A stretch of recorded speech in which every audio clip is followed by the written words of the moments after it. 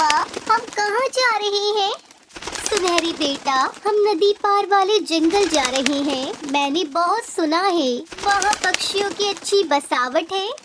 मम्मा, क्या हमारा वहाँ पर घर है जहाँ हम जाकर आराम से रह सके? नहीं नहीं बेटा, हमारा कोई घर नहीं है। मैं पहली बार जा रही हूँ, पता नहीं हमारा गुजर बसर कैसे होगा। मुझे तो बस यही चिंता है। ऐसी बातें करते हुए दोनों माँ बेटी नदी पार वाले जंगल पहुँच जाती है। टुनटुनी चिड़िया दूर से देखती है तो उसे एक ढाबा दिखाई देता है जिसके मालिक दो कौवे पति पत्नी थे। सुंदरी, जल्दी चाय बनाओ और पकोड़े भी लाओ। ग्राहक कब से बैठे हैं? बस 2 मिनट में बनाती हूँ, आप जल्दी से दूध लाएं। आज का सारा दूध खत्म हो गया है। अरे सुंदरी, अगर मैं चला गया तो बाहर टेबलों की सफाई कौन करेगा? गंदे बर्तन भी धोने हैं, कितना काम पड़ा है। उन दोनों की ऐसी बातें सुनकर टुनटुनी चिड़िया बोलती है, सेठ जी, आप जाकर दूध लाएं। बर्तन साफ मैं कर दूंगी और टेबलों की भी सफाई भी कर दूंगी। ग्राहक कब से बैठे हुए हैं। फिर कालू कौवा दूध लेने चला जाता है। फिर टुनटुनी चिड़िया टेबलों की सफाई करती है और कुछ देर बाद कालू कौवा दूध लेकर आता है। पति जी, ये चिड़िया क्या जान पहचान वाली है? अरे नहीं नहीं, मैं इसको नहीं जानता। मैं भी तुम्हारी तरह पूरे रास्ते यही सोचता रहा कि वो चिड़िया आखिर है कौन। कोई भी हो, काम तो बहुत अच्छे से किया है। और वैसे भी मैं कई दिनों से काम वाली की सोच रही थी, तो बस इस चिड़िया से ही बात कर लेती हूँ। कालू कौवा सुंदरी कौवी टुनटुनी चिड़िया के पास आते हैं। अरे ओ छोटी चिड़िया, तुम कौन हो और यहाँ पर कहाँ से आई हो? मालकिन जी, मैं बेघर हूँ। ये मेरी बेटी सुनहरी है, यहाँ हम रहने आए हैं।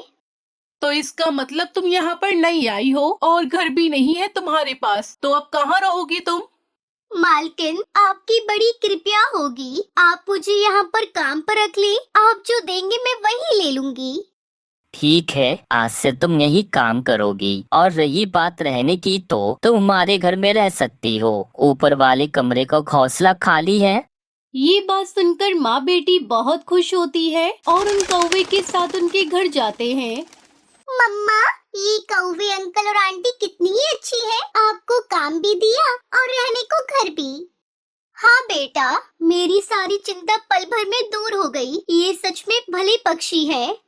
कालू, मैंने कई काम वालियों से बात की है, सब 12-12 हजार मांग रही थी और टाइम 9 बजे से 5 बजे तक। सुंदरी, हम इस टुनटुनी चिड़िया को 3,000 रुपए ही देंगे और सुबह होते ही काम पर ले जाएंगी। और हाँ, रात होने तक खूब काम करवाएंगी। अच्छा हुआ जो ये चिड़िया हमारे पास आई, कहीं और चली जाती तो न जाने क्या होता। इस तरह से कालू और सुंदरी भी बहुत खुश होते हैं। सुबह हो जाती है। कालू कौवा टुनटुनी चिड़िया को अपने साथ ले जाता है। चिड़िया, मैं बाजार से सब्जी लेने जा रहा हूँ। तुम मेरे लौटने तक दुकान में झाड़ू पोछा सब कर देना। ठीक है सेठ जी, मैं सब कर दूंगी। आप चिंता न करें। फिर कालू कौवा सब्जी लेने चला जाता है और टुनटुनी चिड़िया अपना काम शुरू कर देती है। इस टुनटुनी चिड़िया की बेटी काफी देर से खाली बैठी हुई है, उससे भी थोड़ा काम करवा लेती हूँ। अरे ओ सुनहरी बेटा, जरा नीचे तो आना। सुंदरी कौवी सुनहरी को नीचे बुलाती है। वो तो एक ही आवाज में नीचे आ जाती है। सुनहरी बेटा, मैं लेट हो रही हूँ, ढाबे पर भी जाना है और देखो घर का काम कैसे फैला हुआ है। क्या तुम ये सब कर दोगी? इस घर को साफ कर देना। ठीक है आंटी जी, मैं सब कर दूंगी। आप जाएं। फिर सुंदरी कौवी घर से निकल जाती है। सुनहरी पूरे घर में झाड़ू लगाती और पोछा लगाती है। वो बुरी तरह से थक गई थी क्योंकि सुनहरी को ये सब काम करने में 2 बज चुके थे। शाम हो जाती है। टुनटुनी चिड़िया जब घर आती है तो सुनहरी चुपचाप अपने घोंसले में लेटी हुई थी। अरे सुनहरी बेटा, आपकी तबीयत तो ठीक है ना? तुम तो इतनी जल्दी कभी नहीं सोती। नहीं माँ, मैं बिल्कुल ठीक हूँ। मुझे बस नींद आ गई है। अरे वाह कालू जी, हमारी तो लॉटरी लग गई। अब हमारे घर के काम की भी चिंता खत्म, क्योंकि आज घर के सारे काम वो सुनहरी करेगी। हाँ सुंदरी, ढाबे पर भी मजा ही आ गया। लग ही नहीं रहा कि मैं काम करके आया हूँ। सारा काम तो वो टुनटुनी चिड़िया कर लेती है। इस तरह से दोनों माँ बेटी खूब काम करती है। एक दिन सुंदरी सुनहरी से बोलती है, सुनहरी, बर्तन धोने के बाद कपड़े भी धो देना, मुझे ढाबे पर जाना है। आंटी, आप रोज रोज मुझसे सारे काम करवाती हो। मैं अब आगे से कोई काम नहीं करूँगी। तेरी चोंच नोच लूंगी। जो एक बार और बोला तो ये घर क्या तेरे बाप का है जो तू यहाँ फ्री में रहेगी? अगर काम नहीं करोगी तो तुम माँ बेटी को घर से निकाल दूंगी, फिर भटकना यहाँ वहाँ। नहीं नहीं आंटी, हमें घर से ना भगाना। मैं करूँगी, मैं आपके सारे काम करूँगी। आप जो बोलोगी अब से वही करूँगी। इतना बोलकर सुनहरी कामों पर लग जाती है। सुंदरी उससे बहुत काम करवाती। लगातार काम करने से सुनहरी दुबली हो गई थी। एक दिन सुनहरी की हालत बहुत खराब थी। टुनटुनी चिड़िया वैद्य को बुलाती है। देखिए चिड़िया, छोटी बच्ची से काम बिल्कुल ना करवाएं, पौष्टिक पौष्टिक भोजन खिलाएं। इतनी कमजोर हो रही है आपकी बेटी। वैद्य जी, पहले तो ये स्वस्थ थी, पता नहीं अभी दिन पर दिन कमजोर क्यों होती जा रही है। मैं तो इससे कोई काम भी नहीं करवाती। सुनहरी बेटा, आपको कोई चिंता है जो आप अपनी मम्मा को नहीं बताती? चलो अब सब खुलकर बता दो, तुम्हें कुछ नहीं होगा। मम्मा से कुछ भी नहीं छुपाते बेटा। अपनी माँ की बात सुनकर सुनहरी चिड़िया टुनटुनी को सब बताती है। माँ, वो सुंदरी आंटी अच्छी नहीं है, वो बुरी है। आपके जाने के बाद वो सारा काम मुझसे करवाती है। एक दिन मैंने मना कर दिया तो बड़ी बड़ी आंखें दिखाकर मुझे डरा दिया और फिर घर से निकालने की भी धमकी दी, इसलिए मैं चुप रही माँ। हाँ बेटा, आप सही बोल रही हो। वो अच्छे पक्षी नहीं है, उनको किसी पर दया नहीं आती। उन्होंने बस हमें अपने फायदे के लिए घर में रखा है। हम आज यहाँ से चले जाएंगे। टुनटुनी चिड़िया अपना सारा सामान बांधकर कालू कौवे के घर से जाने लगती है। अरे ओ टुनटुनी चिड़िया, कहाँ जा रही हो तुम? सुंदरी मालकिन, मैंने अपना घर ढूंढ लिया है, इसलिए मैं जा रही हूँ। लेकिन टुनटुनी चिड़िया, तुम काम पर तो आओगी ना? नहीं नहीं मालकिन, अब मैं काम पर नहीं आऊंगी, अब मैं चलती हूँ। इतना बोलकर टुनटुनी चिड़िया अपनी बेटी के साथ वहाँ से चली जाती है और टुनटुनी जंगल में जाकर अपना फलों का घर बनाती है और उस फलों के घर में अपनी बेटी सुनहरी के साथ खुशी खुशी रहने लगती है। बहुत समय पहले ढोलकपुर के जंगल में कालू अपनी सौतेली माँ के साथ रहता था। कालू अपनी पत्नी टुनटुनी और अपने बच्चों से बहुत प्यार करता था, लेकिन कालू की सौतेली माँ दोनों पति पत्नी से दिन भर काम करवाती और उन्हें भरपेट भोजन भी खाने को नहीं देती थी। टुनटुनी अक्सर अपना भोजन बच्चों को खिला देती और खुद भूखी रह जाती। एक दिन कालू घर पर आराम कर रहा था। उसे आराम करते समय सुंदरी कौवी देख लेती है और उस पर चिल्लाने लगती है। अरे कालू, ये क्या?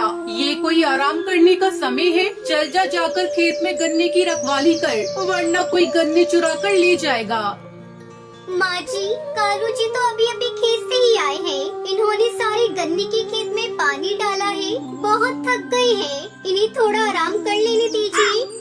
तब तक आप लोग कमेंट में बताएं 69 - 59 कितने होते हैं?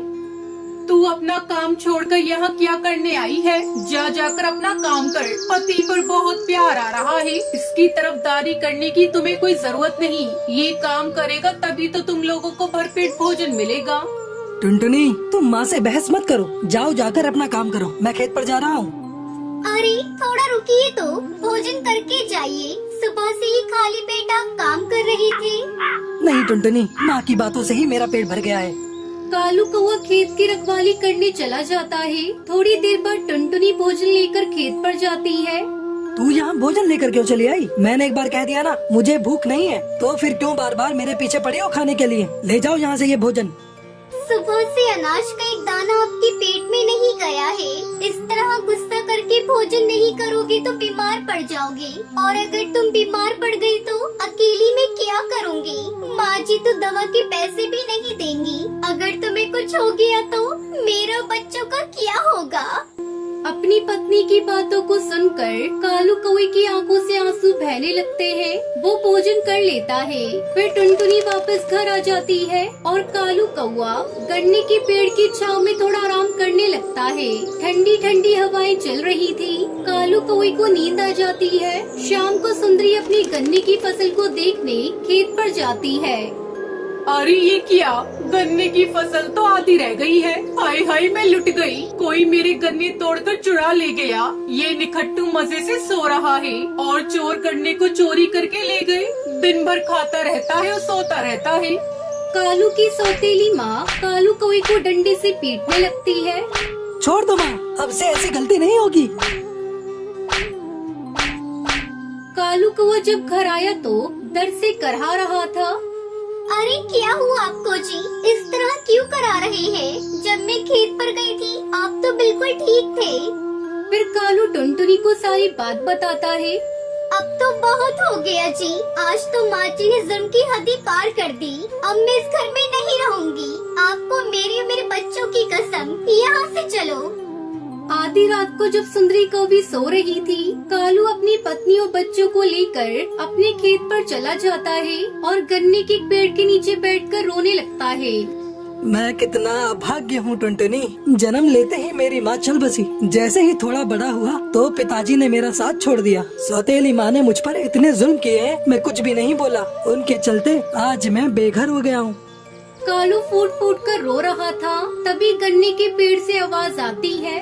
मत रो मेरे बच्चे, तुमने मेरी बहुत सेवा की है। तुम्हारे कारण ही आज मैं हरा भरा हूँ। वो देखो, मैंने अपनी जादुई शक्ति से गन्ने का घर बना दिया है। तुम अपने परिवार के साथ उस गन्ने के घर में रह सकते हो। गन्ने के घर को देखकर कालू कौवा टुनटुनी प्रसन्न हो जाते हैं। फिर खुशी खुशी अपने बच्चों के साथ उस गन्ने के घर में रहने लगते हैं।